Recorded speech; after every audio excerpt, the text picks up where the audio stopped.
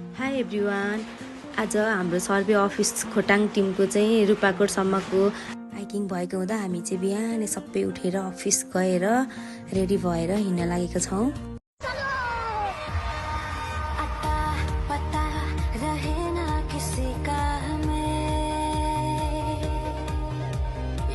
मुडे पुग्दा चाहिँ लास्टै राम्रो मौसम खुलेको हुँदा हामी त्यहाँ झरेर फोटो भिडियोहरू खिचेर मात्रै जाने कुरा भयो।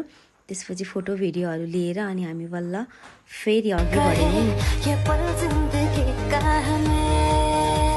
अब चाहिँ हामी हाइवेलाई छोडेर कच्ची बाटोतर्फ लागेका छौँ। बाटो अप्ठ्यारो भए तापनि एकदम रमाइलो भएकोले गर्दा त्यस्तो फिलै भएको थिएन।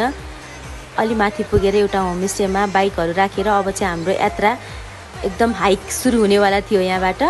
त्यही भएर एकदम बाँसको लट्ठीहरू बनायौँ, त्यही होमस्टेमा चिया खायौँ। हाम्रो भिनाजुले चाहिँ एकदम मिक्स सातु ल्याउनु भएको थियो, त्यही भएर त्यहाँ सातु खाएर इनर्जीका साथ रूपाकोट कलिङ भिडियो बनाएर अर्को भिडियो पनि बनाएर अनि अघि बढ्यौँ। मलाई चाहिँ सबले छोडेर जानु भएकोले गर्दा म यहाँ दगुर्दैछु है। त्यसपछि हाम्रो अब उकालोको यात्रा बल्ल सुरु हुँदैछ। गयौँ, एकदम रमाइलो भइरहेको थियो हामीलाई चाहिँ। हाम्रो चाहिँ अफिसको टिम पुरा जेन्जी टिम भएकोले गर्दा होला एकदम धेरै रमाइलो भइरहेको थियो। बाटोमा पानी तिर्खा लागेको हुँदाखेरि अलि माथि पानी ट्याङ्की भन्ने ठाउँमा पुगेर हामीले त्यहाँ सबैजनाले पानी खायौँ। त्यसभन्दा केही माथि पुगेपछि झन् यति धेरै राम्रो मौसम खुलेको थियो कि त्यहाँ हामी फोटो भिडियो नबनाइ बस्नै सकेनौँ। हामीले फोटो भिडियो पालो सबैको बनायौँ।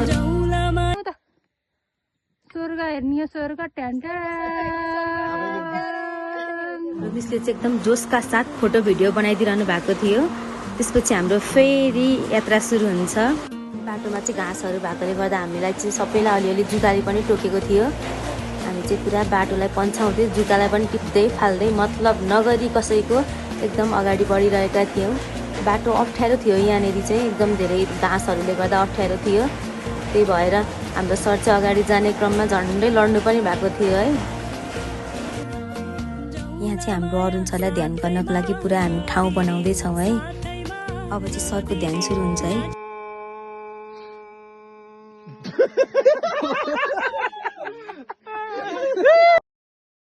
यहाँ रमाइलो सकेपछि चाहिँ फेरि हामी अघि बढेको छौँ।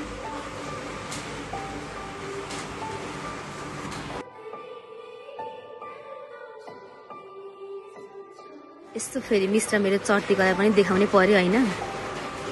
हामी चाहिँ थाकेको पनि थियौँ, त्यही भएर यहाँ बसेर एकछिन चाहिँ चक्लेटहरू, चोखोपाई, किटक्याटहरू खायौँ।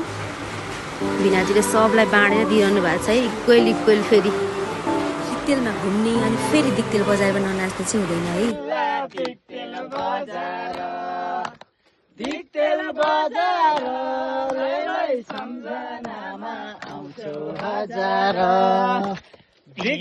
हामी बेसीको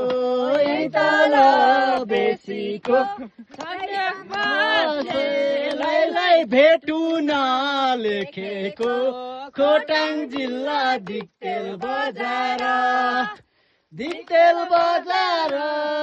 लै सम्झनामा आउँछ।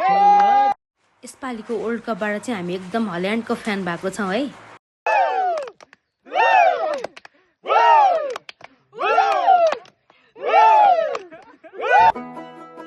त्यसपछि हाम्रो फेरि उकालोको यात्रा सुरु हुन्छ। हामी पुरा देउडामा जोसिएर नाच्दै अघि बढिरहेका छौँ।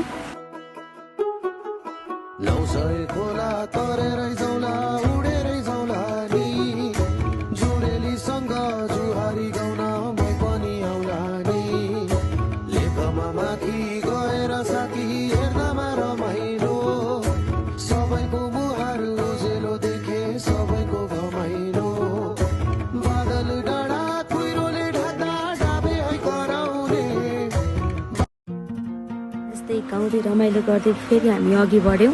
बाटोमा चाहिँ एकदम धेरै हुस्सु लागिरहेको थियो, त्यही भएर हामीले यहाँ फोटोहरू खिच्दै फाइनल्ली हामी रूपाकोट टपमा पुगेका छौँ।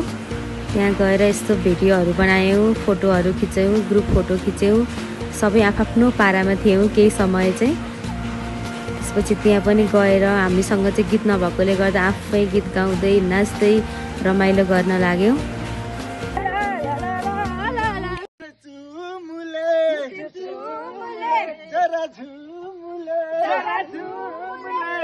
झुमुले जरा झुमुले इन मस्तियों में गिर गया ना रा रा रा ना ना ना ना ए हा हा हा हा हा हा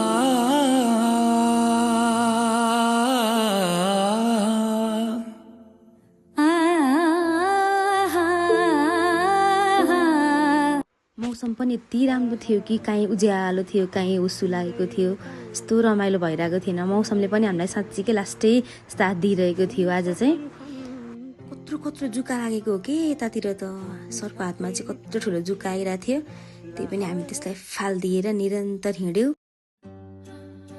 ल फाइनल्ली हामी चाहिँ रूपाकोट भ्यू टावरमा आइपुगिसकेका छौँ यहाँ चाहिँ हामीले केही फोटो भिडियो खिच्छौँ त्यसपछि चाहिँ हाम्रो पुरा खाजा खाने सुरसार हुँदैछ यहाँ हामीले तल दिक्तेलबाट लगेको सबै सामानहरू निकालेर फटाफट खाजा खाइरहेका छौँ थाकेर पनि पुगेको थियौँ हामी यहाँ पुग्दा झन्डै 12 बजिसकेको थियो त्यही भएर पनि एकदम दायाँ बायाँ नहेरिकन रमाइलो गर्दै खाजा चाहिँ खाइरहेका छौँ है यो भिडियो चाहिँ मैले भोलिपल्ट भोइस ओभर गरेको भएको हुनाले काहीँ थियो काहीँ छ काहीँ रहेछ वाला छ साथीहरू यस्तो मिलाएर हेरिदिनु होला यहाँ फेरि छुट्टै दुनियाँ छ छुट्टै मस्ती छ है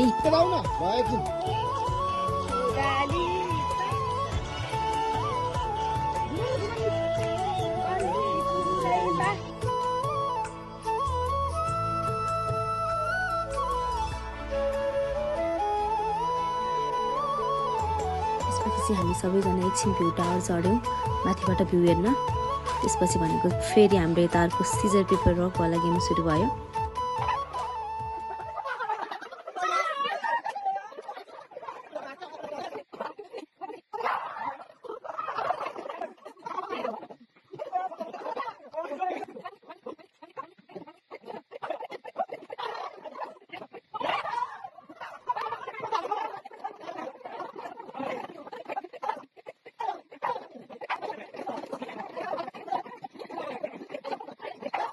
गेम पछि चाहिँ फेरि हाम्रो डान्स सुरु हुन्छ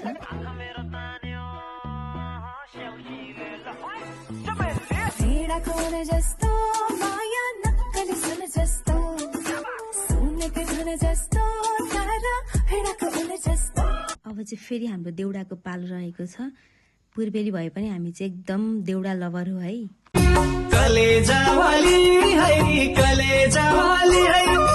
घाँस कट्या घाँसाली है कि कलेजावाली है नम्बरी सुनवाली है कि नम्बरी सुनवाली सरकारी नुनवाली है कि नम्बरी सुनवाली हिरू घुङ्गरु बजा छम्की छमाछम